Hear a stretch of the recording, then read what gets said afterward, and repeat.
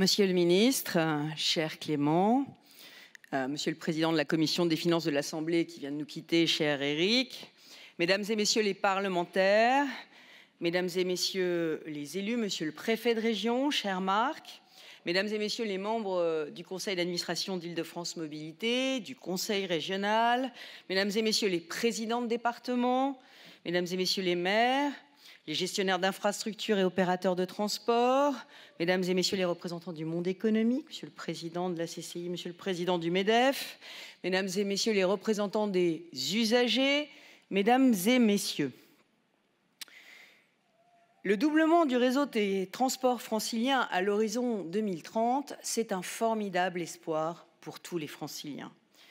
Et c'est surtout une réalité physique, doubler le nombre de kilomètres parcourus par le réseau ferré. Une réalité physique qui doit se traduire en ressources financières pour son exploitation.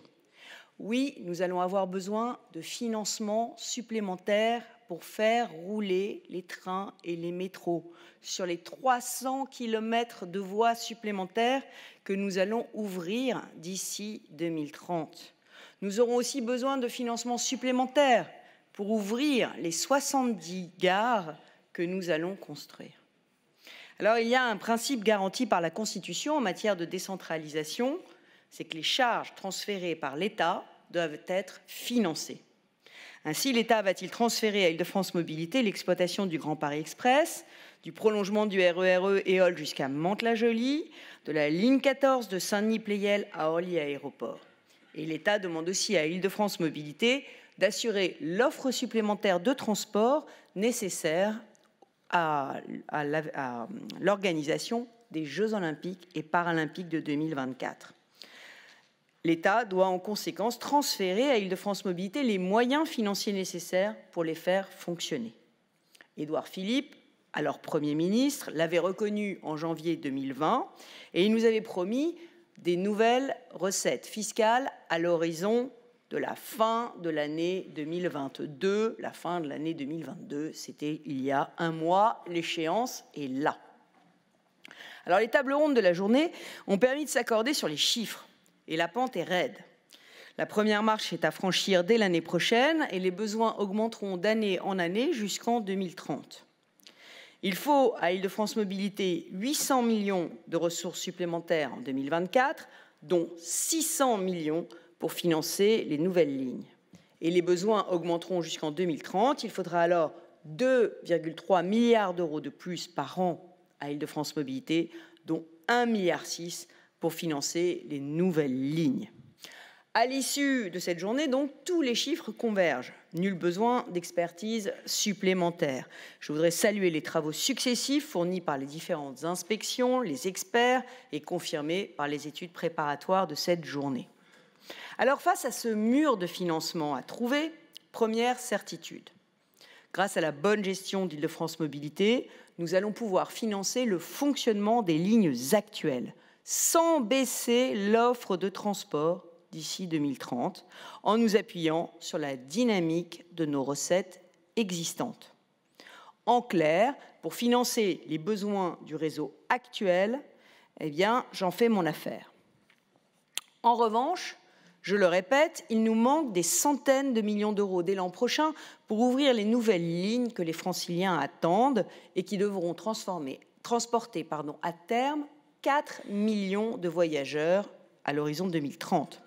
Le montant des coûts supplémentaires, je le répète, c'est 600 millions dès 2024 et ça monte jusqu'à 1,6 milliard par an en 2030. 2023 est une année décisive et charnière. Pas question de revivre le ping-pong de 2022. Les rapports administratifs sont rendus, les chiffres sont connus, les faits sont têtus. Le temps des décisions est venu. Alors, la première question qui se pose à nous, sommes-nous capables de diminuer nos dépenses? Ces 600 millions, ce 1,6 milliard, sommes-nous capables de le diminuer? Alors, premièrement, pas question, je le répète, de diminuer l'offre de transport, mais au contraire, il est question de l'augmenter. Pas question non plus de rogner sur les investissements de modernisation, ça a été demandé ce matin avec beaucoup d'angoisse, ni sur les commandes de nouveaux trains. Ils sont indispensables et accompagnent l'ouverture des nouvelles lignes et la régénération des lignes anciennes. La Cour des comptes avait lancé une piste dans ce sens-là. Décalons les investissements, il n'en est pas question, ils sont trop attendus. Et d'ailleurs, le président de la RATP ce matin a demandé au contraire qu'on les accélère pour que les métros arrivent encore plus vite sur les lignes. Donc vous voyez, il y a des tensions dans les deux sens. Je pense qu'il faut qu'on garde notre calendrier. Alors pour autant, Monsieur le ministre, l'État a toutes les clés en main pour nous alléger l'addition des transports. Nous avons identifié jusqu'à 700 millions d'euros de dépenses qu'il pourrait faire économiser à Île-de-France Mobilités. Alors, il y a 5 pistes de baisse de charges d'Île-de-France Mobilités que pourrait retenir l'État et qui ont été évoquées dans la journée. La première, c'est la baisse drastique des redevances qui sont imposées arbitrairement par l'État à Île-de-France Mobilités pour la location des lignes du Grand Paris Express. C'est 280 millions d'euros par an à partir de 2026. Ces charges n'ont pas lieu d'être puisque Île-de-France Mobilités paye déjà tous les coûts d'exploitation. Elles sont justifiées, et vous le savez, pour permettre à la Société du Grand Paris de ne pas payer la TVA sur ses investissements. Grâce à cette recette, la Société du Grand Paris fait 6 milliards d'euros de baisse de la TVA. Mais on pourrait tout à fait réduire cette redevance à un montant symbolique de l'ordre de 50 millions d'euros. Comme ça, la SGP ne paierait pas la TVA, mais nous ne payerons pas une redevance de 280 millions d'euros par an. En effet, la Société du Grand Paris a les moyens de rembourser sa dette à condition de l'étaler sur une durée plus longue avec ses recettes fiscales propres. Deuxième piste, c'est la transformation de la dette Covid que l'État a accordée à Île-de-France Mobilités, 2 milliards d'euros. Transformation de cette dette en subvention, comme l'ont fait la plupart des grands pays, les États-Unis, l'Allemagne, la Grande-Bretagne. La charge de la dette Covid représente 130 millions dès 2024, puisque nous ne pouvons pas dépasser le ratio de 15 ans d'endettement, et atteindra en 2029 190 millions d'euros par an. Cette charge pourrait être divisée par 2, elle pourrait être purement et simplement annulée.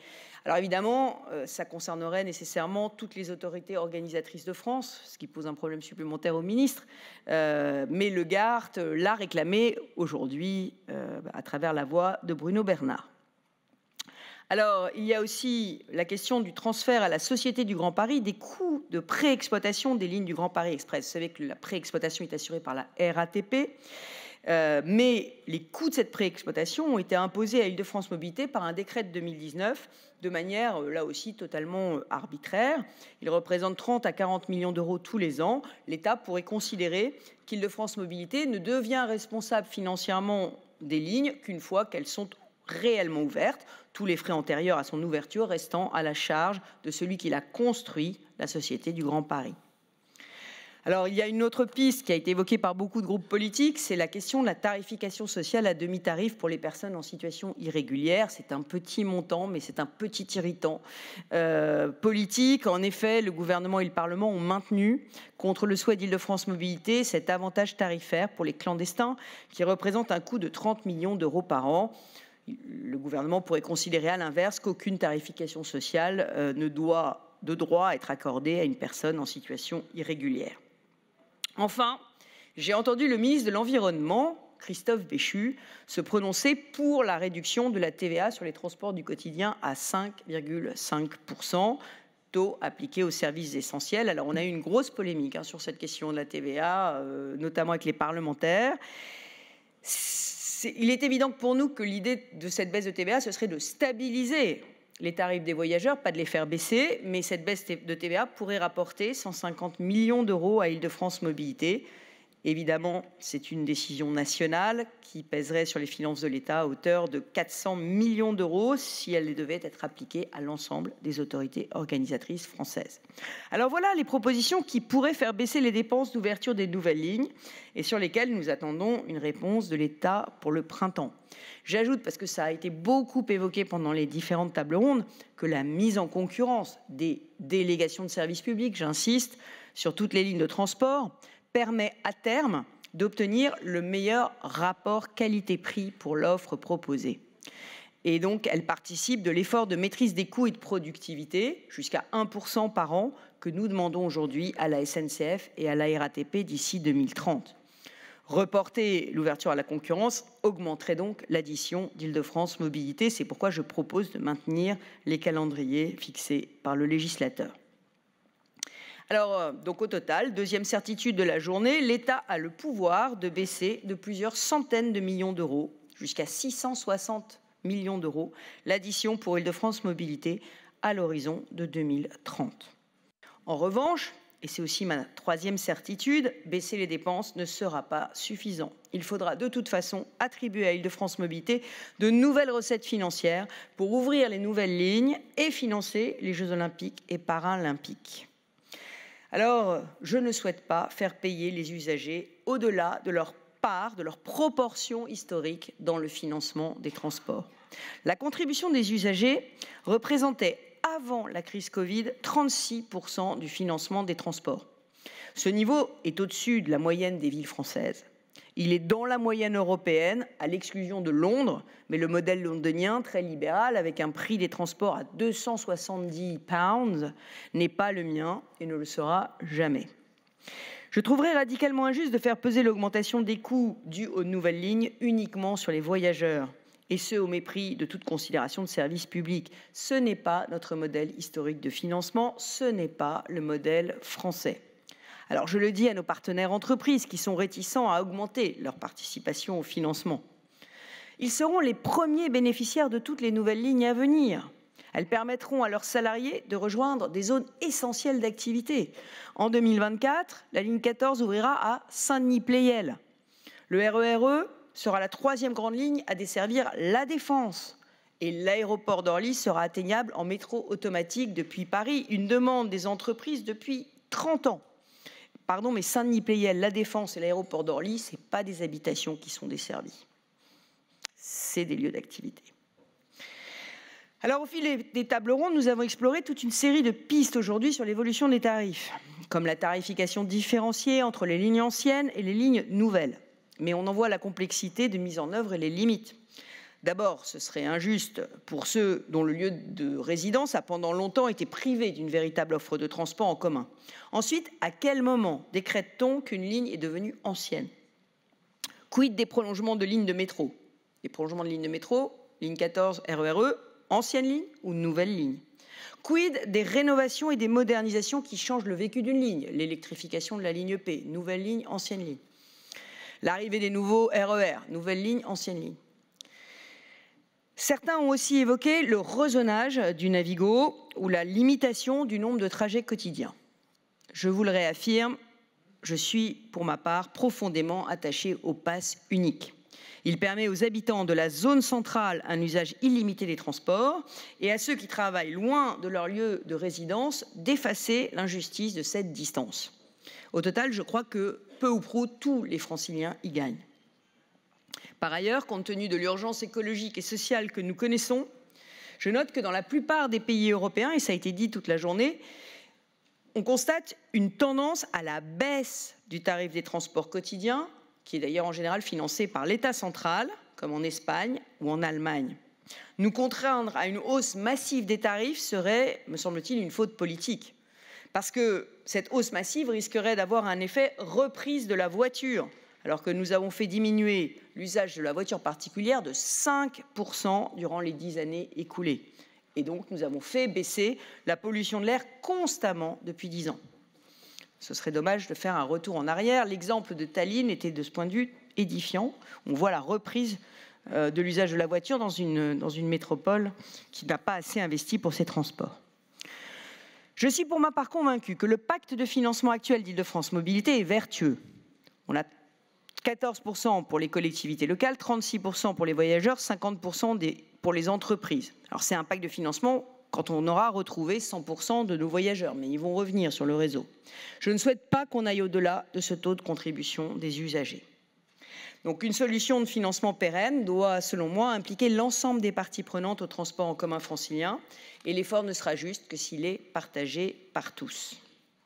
Alors, à défaut d'une aide massive de l'État, supposons que l'État ne nous donne aucun des 660 millions d'euros que j'ai identifiés dans ma première partie. À défaut d'une aide massive de l'État, comme on l'observe en Allemagne ou en Espagne, le modèle qui pourrait nous inspirer, c'est celui de la métropole de New York, qui est confronté comme nous à l'immense défi de la régénération de son réseau et qui, comme nous, a un taux de contribution des voyageurs à 35%.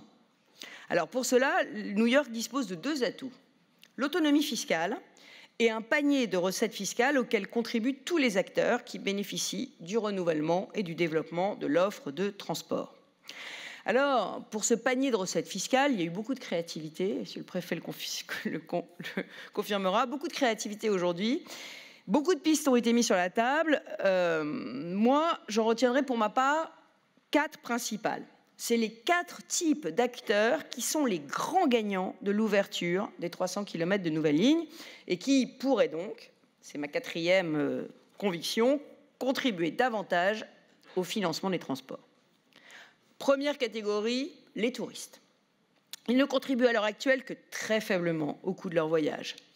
Les nouvelles lignes vont considérablement améliorer leur expérience voyageur. J'ajoute qu'en plus, on ouvrira CDG Express. Nous allons à l'horizon 2030 desservir, grâce à des financements publics, nos 2 aéroports avec des lignes directes ou automatiques.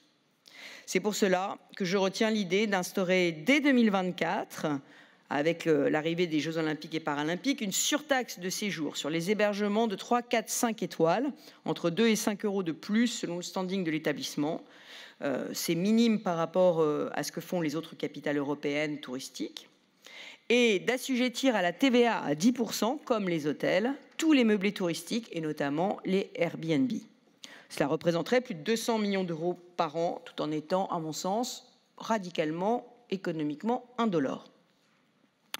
Alors il y a ensuite les bénéficiaires de la plus-value foncière. Qui dit transport dit plus-value foncière, c'est une évidence. Ceux qui auront des nouvelles gares vont capter d'ici à 2030 une bonne partie de la valorisation foncière procurée par l'argent du contribuable. Il serait logique, comme à New York, Hong Kong, Tokyo ou Barcelone, qu'une partie de la plus-value qu'ils vont percevoir revienne au transport. Alors le problème, c'est à travers quelle taxe ? Parce qu'en fait, on n'a jamais réussi à concevoir vraiment une taxe qui nous permette de récupérer cette plus-value foncière. Alors, il y a la taxe sur les bureaux, où il y a une fraction additionnelle aux frais de notaire, mais on peut imaginer aussi une taxe sui generis. Je donne des chiffres, mais une hausse de 20% de la taxe sur les bureaux rapporterait 200 millions par an. Un point de droit de mutation à titre onéreux supplémentaire, c'est 750 millions d'euros par an. C'est évidemment simple, efficace. Je sais que cette proposition sur les DMTO fait bondir les départements qui sont très inquiets pour leurs ressources. Alors on peut tout à fait, je l'ai dit, imaginer une autre taxe spéciale sur les plus-values dont l'assiette serait différente. En tout état de cause, l'État devra prendre un engagement solennel à l'égard des départements franciliens qu'à aucun moment leurs recettes ne seront impactées. 3e bénéficiaire, les acteurs de la logistique commerciale. Grâce au développement des transports collectifs, nous avons fait baisser le nombre de voitures sur les routes, je l'ai dit, aidant ainsi le secteur de la logistique à gagner en productivité. Ce sera encore bien davantage le cas en 2030. C'est pour ça qu'une écotaxe logistique sur chaque véhicule de livraison, en fonction de la pollution qu'il émet, pourrait rapporter au moins 100 millions d'euros. C'est l'écotaxe qu'on a évoquée depuis très longtemps. Enfin, il y a les entreprises. Alors je tiens à le préciser, les entreprises de plus de 11 salariés, celles qui payent le versement mobilité. Je l'ai dit, le doublement du réseau de transport francilien est un atout considérable pour notre économie. D'autant que les nouvelles lignes seront automatiques, particulièrement fiables, peu soumises aux aléas. La Défense, Orly, Roissy, la Vallée de Seine, Saclay seront desservies. Il y a quand même un investissement qui est historique dans les transports en commun. 73 milliards vont être dépensés en 10 ans, 73 milliards de la Société du Grand Paris, 73 milliards de l'État, de la région et d'Île-de-France Mobilité. Il serait logique que les entreprises voient augmenter, à due concurrence de la hausse des autres contributions, leur versement mobilité. J'ajoute que le contexte est particulièrement favorable. S'il n'y avait aucune baisse sur la fiscalité locale, on pourrait se dire on ne va pas taxer encore plus les entreprises franciliennes. Mais je crois, si j'ai bien compris, que les entreprises d'Île-de-France vont bénéficier de 2,8 milliards d'euros de baisse des impôts de production en 2 ans. 2,8 milliards de baisse d'impôts en 2 ans. Donc c'est pour ça que je proposerais, mais je suis modeste, qu'elles en reversent 15%. 15% de cet allègement fiscal en versement mobilité. Ça représente 420 millions d'euros, c'est tout à fait raisonnable et ça permettrait d'équilibrer l'ensemble. Alors, avec ces 4 pistes, on peut aller jusqu'à 1,5 milliard d'euros par an. Vous voyez que j'ai été très très large. Évidemment, c'est à l'État de choisir à quelle sauce il veut manger les franciliens. Mais non, ce qui est important, c'est que vous avez compris quel est mon état d'esprit. Avec ces taxes, c'est l'Île-de-France qui paye pour l'Île-de-France. Et à aucun moment, nous ne demandons aux contribuables français de venir payer pour nos infrastructures. Nous sommes une région qui doit pouvoir financer seule ses infrastructures. C'est très important. Ça a été d'ailleurs dit pendant les tables rondes. Est-ce que la région Île-de-France est capable de payer pour l'Île-de-France ? La réponse est oui, à condition évidemment de récupérer les richesses créées en partie sur ceux qui en bénéficient. Donc pour le choix de ces nouvelles recettes fiscales, moi j'avais été guidée par 3 principes. Juste répartition de l'effort, faire payer davantage ceux qui vont profiter des transports collectifs. Et enfin, je n'ai pas proposé des recettes structurellement en déclin, dont le produit va baisser d'ici 2030. C'est pour ça que je n'ai pas proposé de taxe sur les activités polluantes. Elles vont décliner. Je n'ai pas proposé d'augmenter la TICPE. Elle va aussi décliner. J'ai choisi des recettes dynamiques. Je voudrais revenir sur certaines propositions qui ont été faites, notamment la proposition particulièrement disruptive et donc intéressante du groupe centriste et d'Hervé Marseille. Il propose une contribution généralisée de tous les habitants d'Île-de-France sur l'ensemble de leurs revenus. C'est en réalité, ça répond aussi à une proposition qui a été faite dans la journée, qui était de moduler selon les revenus les tarifs du pass Navigo. Ça revient au même. On ferait une taxe modulable sur les revenus, une toute petite taxe sur tous les revenus d'Île-de-France pour financer les transports. Pourquoi est-ce que je ne l'ai pas retenu ? Je ne l'ai pas retenu parce que le problème, c'est qu'il y a en Île-de-France des Franciliens qui n'auront encore pas de gare du Grand Paris, qui n'auront encore que des bus pour se déplacer. Et donc, je me suis dit que ça risquait d'être injuste pour eux de payer, de contribuer à ces réseaux de transport dont ils profiteront moins que les autres. De la même façon, c'est pour cela que j'ai écarté la taxation des automobilistes, que ce soit la vignette ou les péages urbains, parce que l'automobiliste, c'est justement en général, pas toujours, mais enfin en grande partie, s'il prend sa voiture, c'est justement qu'il n'a pas de transport qui lui permette de faire ses transports du quotidien. Donc ce serait un peu la double peine de lui faire financer les transports dont il ne bénéficiera pas. Pareil sur la taxe parking, faire payer les entreprises une taxe parking pour financer les transports de ceux qui vont en avoir, c'est un petit peu bizarre. C'est pour ça que je pense qu'il ne faut pas faire payer les entreprises une taxe parking qui est une taxe double peine, puisqu'on n'a pas de transport, donc on a des parkings, donc on paye la taxe. Voilà. Donc pas faire payer les transports pour les transports collectifs ceux qui n'en ont pas. C'était mon 3e principe d'action. Alors, mesdames et messieurs, comme je l'ai demandé dans mes vœux pour 2023, j'appelle l'État à déclarer l'urgence ferroviaire pour les transports du quotidien, et ce, dès l'an prochain. Alors, il nous faut un nouveau pacte transport, et pour qu'il se concrétise, pour que nos trains puissent circuler durablement, moi, je pense qu'il serait préférable d'aller au bout de la décentralisation des transports. J'ai senti aussi dans la journée une légère tension entre ceux qui avaient envie de tout recentraliser et ceux qui avaient envie de tout décentraliser. Moi, évidemment, je vous dis, qui dit décentralisation des dépenses, dit aussi décentralisation des recettes, donc autonomie fiscale. Depuis plusieurs années, l'État s'est refusé à accorder à Île-de-France Mobilités l'autonomie fiscale, cette autonomie dont dispose à l'étranger, je le rappelle, d'autres autorités organisatrices, à Londres, à New York. Ça nous aurait permis de régler seuls et de négocier seuls avec les entreprises la modulation de la contribution des entreprises.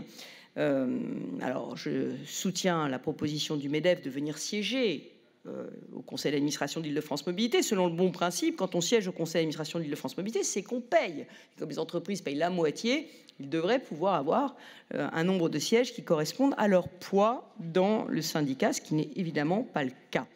Alors, nous n'avons pas pu moduler la contribution des entreprises. Le versement mobilité, ça nous a obligés à une hausse que je juge excessive des tarifs, malgré l'aide budgétaire de l'État de 200 millions d'euros, qui a évité le scénario du pire. Et je vous en remercie, monsieur le ministre. Je sais que vous vous êtes battu pour, mais au fond, on ne l'avait pas demandé. Voilà. Donc, si on avait eu l'autonomie fiscale, on se serait débrouillé tout seul. C'est ça que j'essaie de vous dire. C'est que l'État, en fait, il y a un petit côté parent qui veut pas lâcher prise, quoi. Donc on n'arrive pas à financer, enfin c'est autoréalisateur, parce que si vous nous laissez pas nous négocier tout seul, on pourra pas financer, donc on peut pas financer, donc à la fin vous arrivez, vous dites on va vous sauver. Non, on vous demande pas ça, on vous demande juste de nous laisser marcher tout seul et de nous laisser travailler seul et négocier seul. Voilà. Je sais que c'est un peu disruptif dans un État qui aime toujours tout contrôler, mais voilà. En fait, ces 200 millions d'aides budgétaires pour 2022, même si elles étaient bienvenues, et que j'en ai remercié la Première ministre, cette aide, elle est ponctuelle et elle est partielle. Donc, elle ne règle rien pour l'avenir. Donc, on fait des psychodrames pour quelque chose qui, finalement, ne règle pas l'avenir. C'est pour cela que je plaide pour que partout en France, l'État redonne aux autorités organisatrices des leviers d'action. On serait pleinement responsable de notre gestion si on avait tous les leviers pour gérer. Voilà, vous voyez aujourd'hui de nombreuses solutions sont sur la table. Il n'est plus temps de tergiverser. Presque 3 ans jour pour jour après l'engagement d'Édouard Philippe, 21 janvier 2020, les engagements pris par l'État doivent être tenus. Je le dis très clairement, et c'est ma dernière certitude de la journée, le budget d'IDFM doit être voté en équilibre. En 2024, si nous n'avons pas 600 millions de recettes supplémentaires dûment votées en loi de finances, nous ne serons pas en mesure d'ouvrir les nouvelles lignes Éole à la Défense, la ligne 14 Saint-Denis-Orly et de fournir les transports supplémentaires des Jeux Olympiques. Alors nous avons 3 mois devant nous, mais il faut qu'on trouve un accord avant la fin du printemps pour intégrer des réponses concrètes dans le projet de loi de finances 2024. Nous le devons aux Franciliens et en tout cas, j'ai senti qu'à la fois à l'Assemblée et au Sénat, il y avait enfin une prise de conscience du calendrier à tenir. Mais je sais, Monsieur le Ministre, que vous ne voulez pas que 2024 soit la réédition calamiteuse de 2023. Pas question de réaugmenter massivement le Navigo. Et je n'ouvrirai les nouvelles lignes de métro et de RER que si je peux les financer avec des nouvelles recettes identifiées. Donc, Monsieur le Ministre, la région est prête, Île-de-France Mobilité est prêt, les départements sont prêts à rejoindre l'État à la table de négociation, la ville de Paris aussi. À l'issue de cette belle journée d'échange, la seule chose qui est claire, c'est que plus personne ne pourra dire « je ne savais pas ». Je vous remercie.